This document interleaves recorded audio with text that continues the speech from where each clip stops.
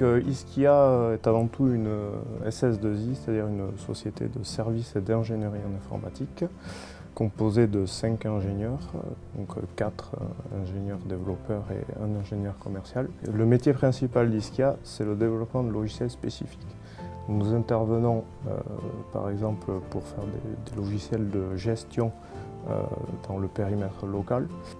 Iskia intervient aussi dans le domaine industriel. Iskia dispose aussi de compétences dans la vision, ce qui nous permet de répondre sur des projets industriels, par exemple nécessitant des caméras industrielles haute vitesse pour détecter des défauts, ou bien nous avons déjà travaillé avec l'INREL Sémagref pour de suivi d'expérience, mais aussi par exemple pour le parc du Marais Poitevin pour du vidéocomptage de poissons dans des passes à poissons.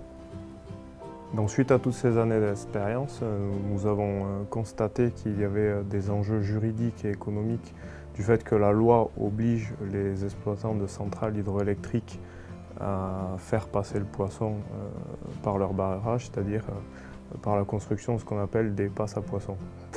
Cependant, il n'y a pas vraiment de dispositif pour vérifier l'efficacité de ces passes à poissons.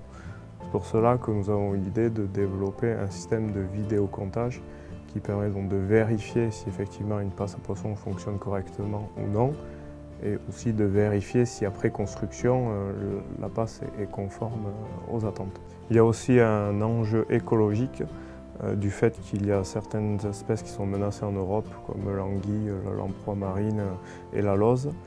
De ce fait, cet outil permet aux associations de pêche locales de pouvoir faire du comptage et vérifier si effectivement ces espèces sont présentes ou non sur les cours d'eau. Nous avons pensé à concevoir un système de vidéocomptage, c'est-à-dire que c'est des caissons totalement étanches qu'on va glisser dans la passe à poissons, qui embarquent des caméras industrielles, des LED pour l'éclairage, auquel système on couple un logiciel que nous avons développé de A à Z qui va faire de la détection en fait, des passages des poissons.